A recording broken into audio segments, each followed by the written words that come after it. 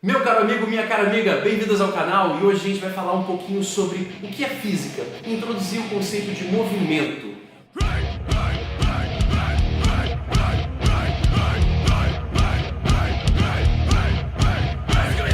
Física. Mas o que é física? Bom, conhecemos como física hoje o que antigamente era chamado de filosofia natural, ou seja, era um pensar sobre a natureza.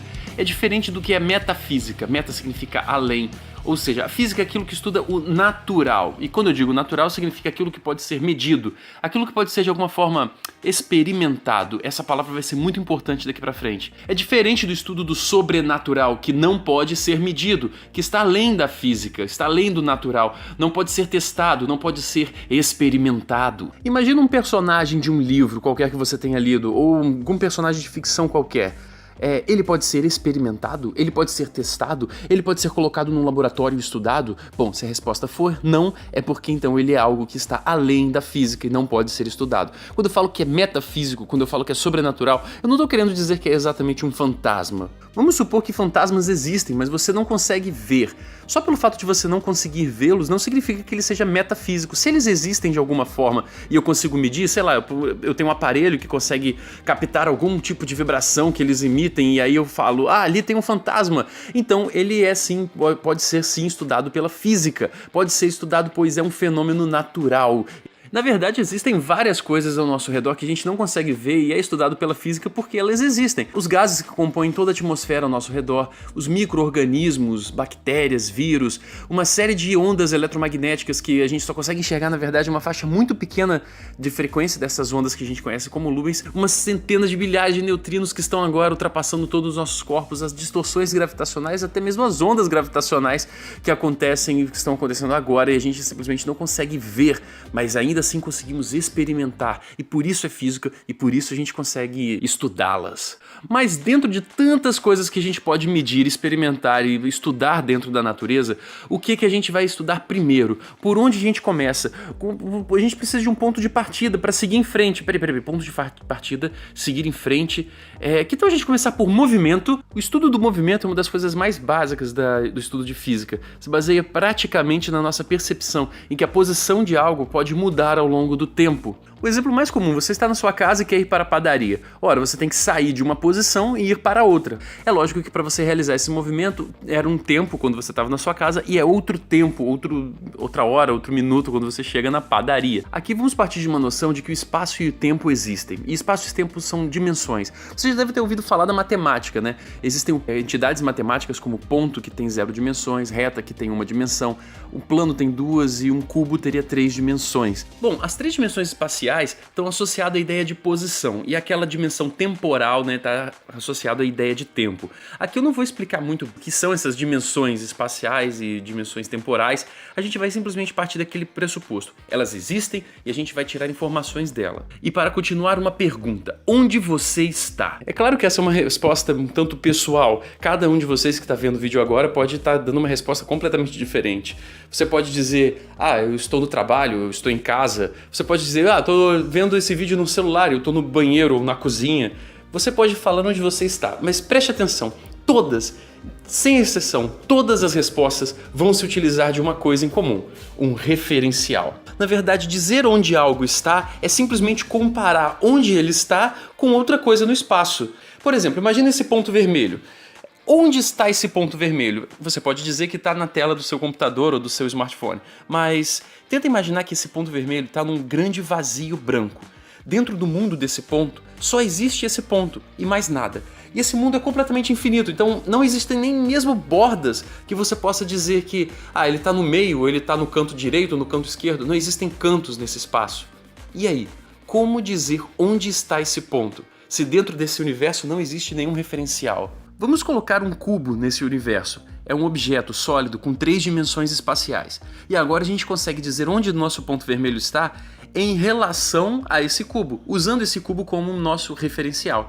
Vamos usar um cantinho desse cubo como origem e imaginar algumas coordenadas. Com essas coordenadas a gente consegue dizer o quão profundo esse ponto está em relação ao cubo. A gente também consegue dizer onde esse ponto está relacionado à direita ou esquerda do cubo e também se ele está mais acima ou mais abaixo em relação a essa origem do cubo. Ou seja, nós temos 3 informações espaciais para dizer exatamente onde esse pontinho vermelho está em relação ao cubo, usando o cubo como referencial. Um exemplo mais prático desse que a gente vê no dia a dia. Imagina uma pista qualquer, uma avenida ou rua. A gente pode marcar um ponto zero e depois fazer outras marcações ao longo de cada 10 km, por exemplo. Um carro que esteja nessa pista, agora a gente pode dizer exatamente onde esse carro está em relação à pista. E mais, a gente pode dizer onde ele está em quilômetros, usando essa unidade de medida. Faz sentido isso? Não importa onde a pista esteja no universo, importa onde o carro está em relação a essa pista. E assim definimos posição como uma informação espacial, ou seja, onde algo está no espaço. Lembrando aqui, espaço, eu estou dizendo que o espaço é uma dimensão. E o que é uma dimensão? Eu não sei, eu simplesmente entendo que ela existe. E outra pergunta, quando você está? Essa pergunta é mais comumente feita como que horas são agora? Ou que dia é hoje? Mas ela poderia ser quando você está. Da mesma forma que eu pergunto onde você está e você vai usar referenciais para me dizer onde você se localiza num espaço em 3 dimensões, quando eu pergunto quando você está, você vai tentar usar referenciais no tempo para dizer onde você está dentro de uma sequência de eventos. Naquele exemplo que você estava indo para a padaria, quando você estava no meio do caminho, você estava quando? Dentre os desenhos que eu fiz, esse desenho da casa é o número 68. Dentro de uma sequência de eventos, ele vem logo depois do 67 e um pouco antes do 69. E é aqui onde ele se localiza dentro de uma sequência de eventos. E se você ficou curioso, essa imagem agora é a de número 150. Quando eu digo que são 18 horas, 28 minutos e 48 segundos do dia 19/2 de 2019, o que eu estou querendo dizer de fato? Na verdade, estou usando uma série de referenciais no tempo para dizer quando eu estou dentro de uma sequência de eventos. Digo que são 48 segundos decorridos desde quando começou o minuto 28. 28 minutos de quê? 28 minutos decorrido da hora 18. 18 horas decorridas desde que começou o dia 19. 19 dias que se passaram desde o início de fevereiro. E fevereiro é o segundo mês do ano de 2019. E 2019 é a quantidade de anos que se passou desde quando Jesus nasceu, não é isso? Então vamos classificar o tempo como sendo a informação temporal, ou seja, quando algo está no tempo. Note que assim como a posição depende do referencial, o tempo também é uma informação que depende de um referencial. E que a palavra temporal e tempo ali embaixo, elas significam dimensão.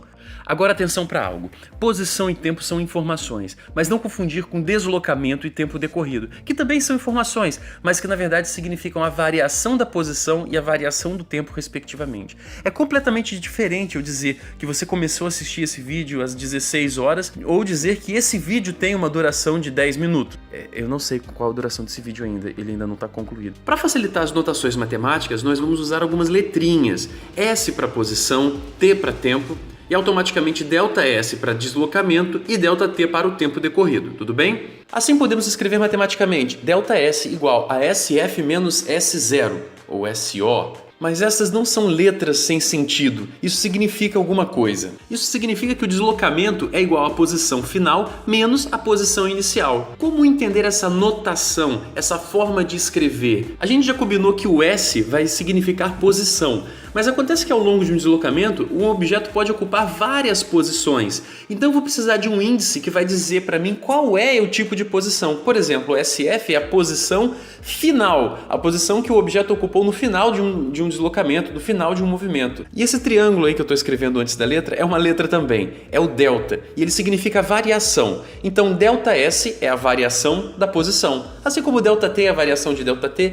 e delta qualquer coisa é a variação de qualquer coisa. Partindo mais uma vez para o exemplo prático, imagine então que eu tenho uma estrada e essa estrada eu vou ter um marco 0 e vou fazer várias marcações em quilômetros a partir daí. Agora imagine um carro que esteja na posição 10 quilômetros exatamente às 10h30. Temos uma informação de posição e uma informação de tempo inicial. Imagine que esse mesmo carro entra em movimento e depois de um tempo, exatamente às 11h30, ele está na posição 50 km dessa estrada. Para o carro sair do quilômetro 10 e chegar no quilômetro 20, ele precisou de andar 10 km. E assim sucessivamente até chegar do quilômetro 50, ou seja, 40 km. Dessa forma nós dizemos que a posição inicial era 10 km, a posição final foi 50 km, mas nem 50 nem 10 foi o deslocamento do carro. O deslocamento do carro foi a variação da posição, que vai vai ser a posição final menos a posição inicial, ou seja, os 40 km que a gente observou que o carro precisa de andar. Da mesma forma, a gente pode fazer para o tempo.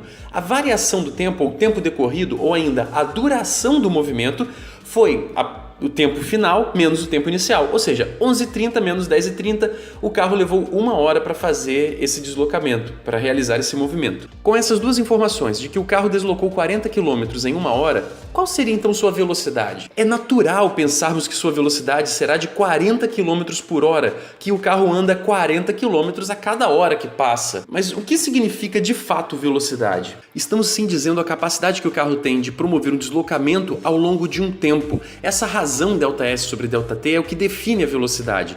Então, velocidade é a razão entre o deslocamento e o tempo decorrido. Simples assim. Situação! Conheça Clayton.